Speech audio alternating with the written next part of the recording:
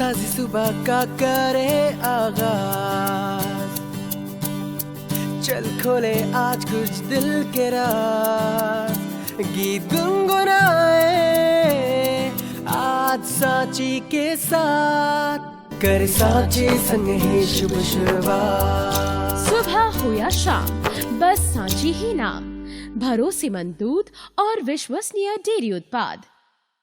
आज दही बड़ा खाने का मन है।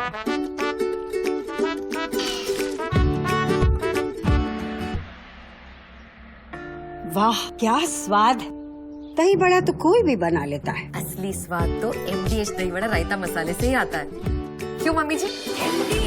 MDH कि जो हम पहले देखते थे त्योहारों को लेकर, जितना उत्साह जितना एक्साइटमेंट होता था, आज भी वही है। आज के दौर में हम ये देख रहे हैं कि होली के लिए पासेस बिक रहे हैं अलग अलग जगहों पे। पर यह बात भी सच है कि बीतते हुए समय के साथ जो होली खेलने का तरीका है, यानी कि रंगों के साथ, गुलाल के साथ, पक्के कलरों के साथ, वो बहुत ज्यादा बदल गया है। सभी युवा फैमिली के साथ होली नहीं खेलते हैं, वो दोस्तों के साथ होली खेलना ज्यादा पसंद करते हैं। कि कैसे हम बिना पक्के कलरों से, बिना पॉल्यूशन फैलाए, बिना हम एनवायरनमेंट को खराब किए, हम कैसे होली सेलिब्रेट कर सकते हैं और बाकी के फेस्टिवल सेलिब्रेट कर सकते हैं।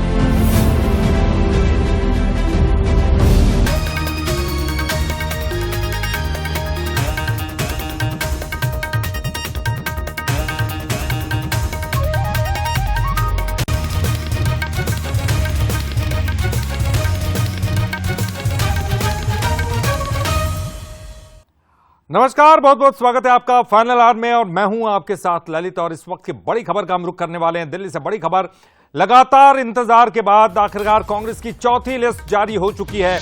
मध्य प्रदेश की 12 सीटों पर कांग्रेस ने अपने उम्मीदवारों की घोषणा कर दी है। राजगढ़ से दिग्विजय सिंह को टिकट दिया गया है, रतलाम से कांतिलाल भूरिया। देखिए, तमाम जो बड़े नाम है, दिग्गज नाम है, वो उतारे हैं। कांग्रेस ने राजगढ़ से दिग्विजय सिंह, रतलाम से कांतिलाल भूरिया, इंदौर से अक्षय कांति बम को प्रत्याशी बनाया है। लगातार नाम उनका चल रहा था। इंदौर से हम लगातार उस लिस्ट दिखा रहे थे आपको संभावित उम्मीदवारों की, उनमें नाम था अक्षय कांति बम का इंदौर से। बालाघाट से सम्राट सासवत को टिकट दिया गया है। सागर से गुड्डू उनको टिकट मिला है।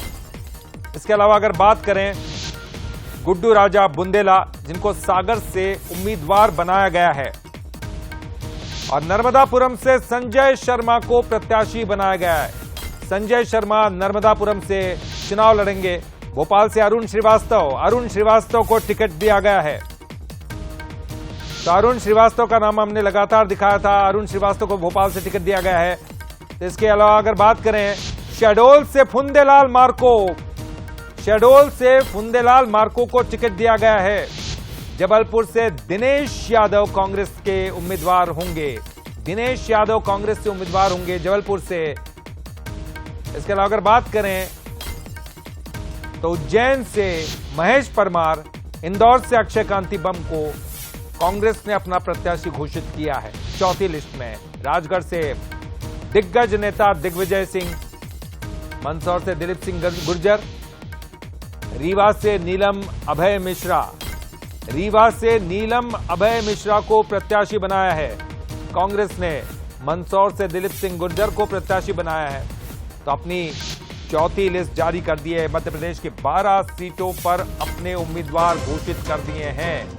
तो देखिए, तमाम बड़े नाम, कांग्रेस की चौथी लिस्ट, दिग्विजय सिंह राजगढ़ से, संजय शर्मा नर्मदापुरम से और फुंदेलाल मार्को शहडोल से कांग्रेस के टिकट पर ताल ठोकेंगे। तो ये तमाम ये बड़े नाम हैं और हमने लिस्ट में आपको बताया था संभावित प्रत्याशियों के। बंसल न्यूज ने इन तमाम प्रत्याशियों के बारे में आपको बताया था। तो कांग्रेस की चौथी लिस्ट जारी हो गई है और चौथी लिस्ट में 12 सीटों पर उम्मीदवार घोषित कर दिए हैं। कांतिलाल भूरिया को रतलाम से उम्मीदवार बनाया गया। देखिए, दिनेश यादव जबलपुर से, अरुण श्रीवास्तव भोपाल से उम्मीदवार होंगे। तो अक्षय कांति बम इंदौर से युवा चेहरा, कांतिलाल भूरिया कांग्रेस के दिग्गज बड़े नेता, रतलाम से गुड्डू राज को सागर से, सम्राट को बालाघाट से टिकट दिया गया है। सम्राट सासवत को बालाघाट से टिकट दिया गया है। तो दिनेश यादव जबलपुर से चुनाव लड़ेंगे, अरुण श्रीवास्तव भोपाल से और अक्षय कांति बम इंदौर से चुनाव लड़ेंगे। तो 12 सीटों पर उम्मीदवारों की घोषणा कर दी है कांग्रेस ने। ये चौथी लिस्ट में 12 सीटों पर उम्मीदवारों की घोषणा की है। इसके पहले 10 सीटों पर उम्मीदवारों की घोषणा कांग्रेस पहले ही कर चुकी है। तो 22 सीटों पर अब तक जो है घोषणा कांग्रेस कर चुकी है। 29 सीटें हैं, तो 7 सीटों पर अभी भी उम्मीदवारों की घोषणा होना बाकी है। कांतिलाल भूरिया रतलाम से, गुड्डू राज सागर से, सम्राट सरसवार बालाघाट से, सम्राट सरसवार बालाघाट से उम्मीदवार होंगे कांग्रेस के। इस चौथी लिस्ट में 12 नामों की घोषणा कर दी गई है। तो कांग्रेस ने अपने 12 प्रत्याशी मैदान में उतार दिए।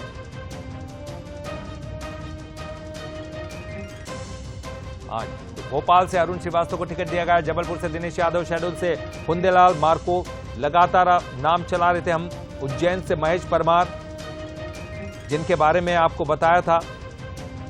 मंदसौर से दिलीप सिंह गुर्जर को चुनावी मैदान में उतारा है। तो रीवा से नीलम अभय मिश्रा को टिकट दिया गया है। तो कांग्रेस की ये चौथी लिस्ट जारी हो चुकी है। हालांकि अभी भी कुछ नाम बाकी हैं, होल्ड पर रखे गए हैं, जिन पर पेंच अभी भी फंसा है। गुना की सीट पर अभी भी पेंच फंसा हुआ है।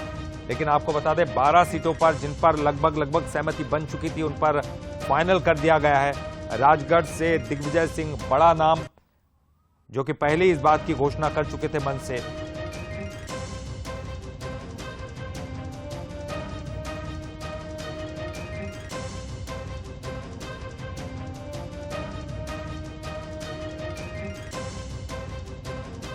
और रतलाम से दलजीत सिंह मान हमारे सहयोगी फोन लाइन पर जुड़ गए हैं। दलजीत, क्या कुछ कहा जाएगा, क्योंकि बड़े नेता है, दिग्गज नेता है कांतिलाल भूरिया, हम लगातार कह रहे हैं कि अगर बड़े नेता यहां से लड़ेंगे तो कांग्रेस मजबूत टक्कर दे पाएगी। उनका नाम सामने आया रतलाम से।